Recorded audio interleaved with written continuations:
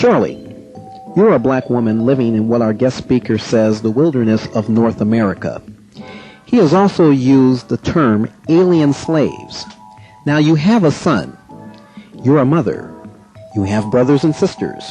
You have friends who I'm sure share some of the same concerns as our speaker.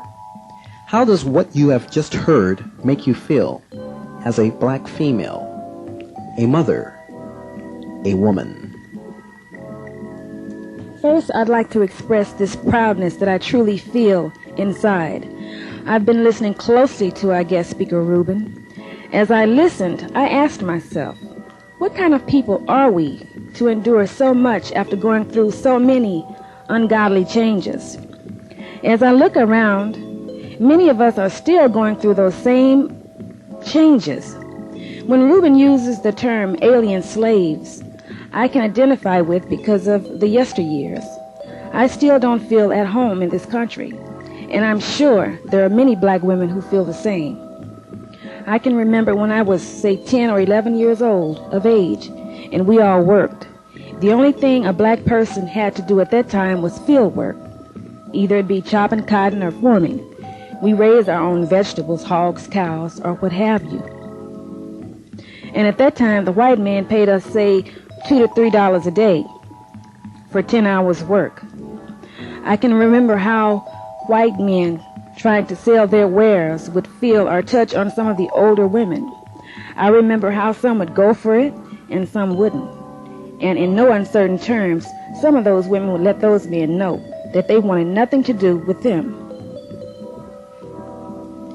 So when I hear Ruben and other black men like him stand, talk, and take an action in terms of spiritual truths, it fills me with hope, joy, strength, and security.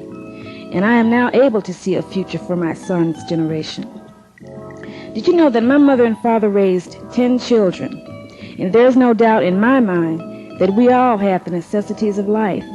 My father was always a beautiful and loving man, playing with us, making us feel loved, making us laugh, and we him. He was even a father to the children who had no father. I guess today they call it a role model.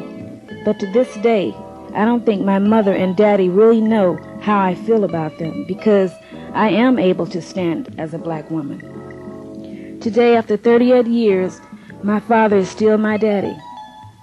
Some may have thought him as weak as they do so many black men, but I know he was strong then as he is now. As for my mother, she never told us what it was like to be a female. She showed us, and I thank God for the plain woman that I am today because of her. Nothing more and nothing less. And they never said it was going to be easy. I had to find that out on my own. I also know that if you come from strong stock and you say that you love yourself, your children, your kind, and your God, how could you allow anyone next to you unless he's a righteous black man? You ask the question, so that's how I feel.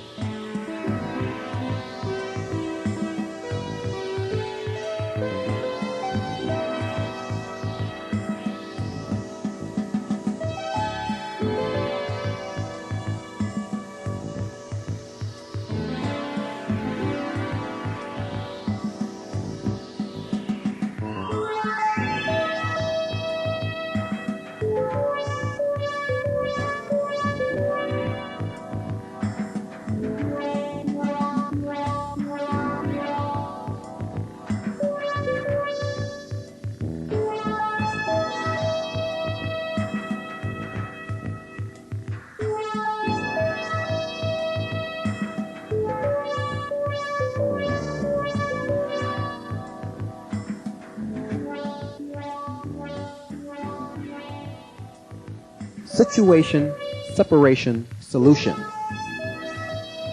First, consider this. Our mothers and fathers endure trials and tribulations unheard of on their journey to this land, to say nothing of what happened to them after landing on these shores against their will.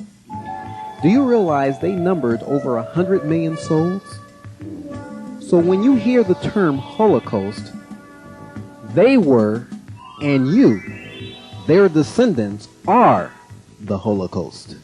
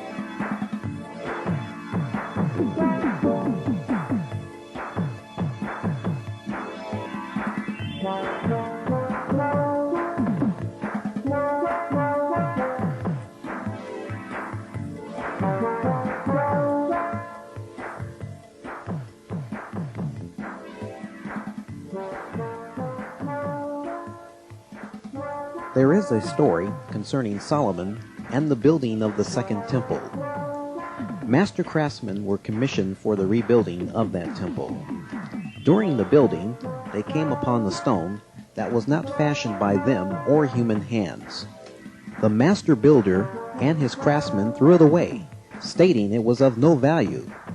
They continued building until they came to a point where they had to place the head or the last stone in place, but for all their knowledge, they didn't have the wisdom to make such a stone. After some time of contemplation, it finally dawned on the master builder that the stone, which they had thrown away earlier, just might fit. He sent out his workers to find the rock with no value. When they found it, they placed it on top of the temple, and to their surprise, it was a perfect fit.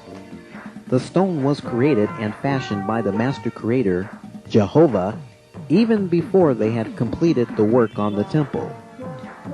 But this, to them, was the stone with no value.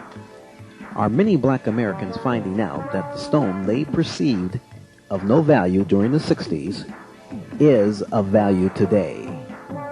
You be the judge.